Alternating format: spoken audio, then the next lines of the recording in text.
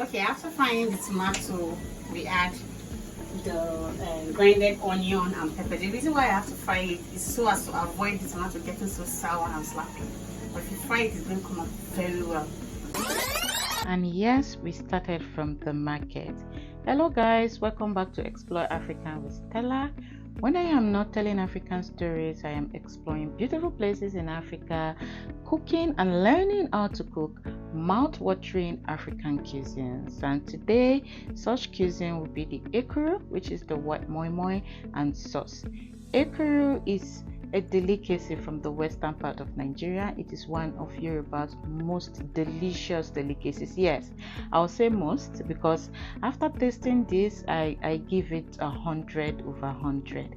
So we started by going off to the market, getting all the needed ingredients, and we are starting off with the sauce. And our preferred protein for this sauce is going to be the goat's meat, the pomo, and the fresh fish. I mean, there is no Yoruba food that is cooked without pomo. Pomo is a Yoruba thing, and trust me, it came out really delicious from this food.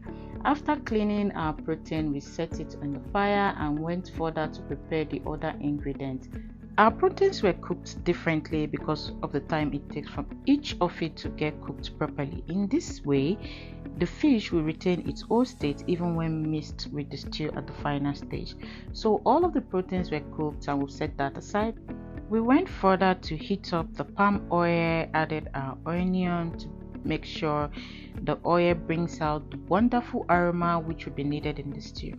After heating the oil and the onion for a particular time, let's say about 1 minute or so, we went further with the tomato paste. For the Ekuru sauce, I was told it is advised to use tomato paste because a fresh tomato wouldn't give the sauce the kind of taste that is expected from it. So the tomato paste was added to the oil and fried until it became so dried. You know, in Nigeria, to test if a stew is dried, it has to show that it boils in the spoon, and trust me, this very one boiled in the spoon. So we went further with the pepper and onion mix. We went further with our seasoning, and for the purpose of this stew we are using the Knorr seasoning. And my girl took her time to make sure this food, this stew, this very sauce came out tasting so well. At this point the aroma was already everywhere and I just wanted to dive in. So we went further to add the protein. We added the meat first, added a bit of the meat broth because the sauce has to be really thick. That's the beauty of this particular delicacies. After that, we added the fish and gave it a very good stir, allowed it to sit for like 5 minutes, and the stew was ready. So we went further to prepare the beans, which is going to be used for the moi moi. The beans was scrubbed and all of the skin and black heads were removed from it. The beans came out looking so neat and clean. This is it, all very neat, all clean and ready to be cooked. The chaff were set aside and disposed. After blending, this is when the real work began. Trust me, I was amazed at the dedication and hard work that I have to go into this delicacy. It is often debated that the Yorubas doesn't have a lot of delicacies, just the regular amala and ewedu. I am a lover of amala and ewedu. Trust me, if you have an amala and ewedu, you want to have it over and over again. Wura Ola took her time to stir these beans in a particular direction. That was just the beauty of it all.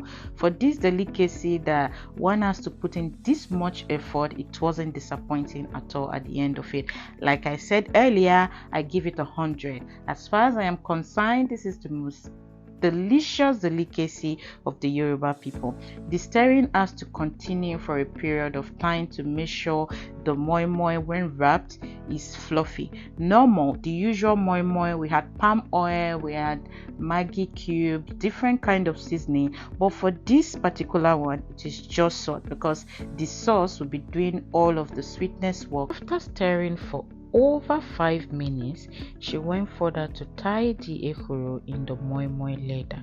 Usually, the ekor leaf is used to do this, but we couldn't find that, so we substituted with the moi-moi leather. The ekuru were tied and set aside in a pot to be cooked for a period of 1 hour.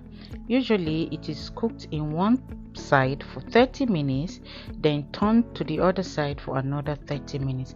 At this point, our ekuru was ready to be devoured, so we set it aside, served it, and we dug in. Trust me, everybody had their fill, and I had a very good meal with this ekuru, and I'll be trying it myself subsequent time. Yes, so for all of us out here, the Yoruba also have amazing foods, and we're going to be trying different more food on this channel.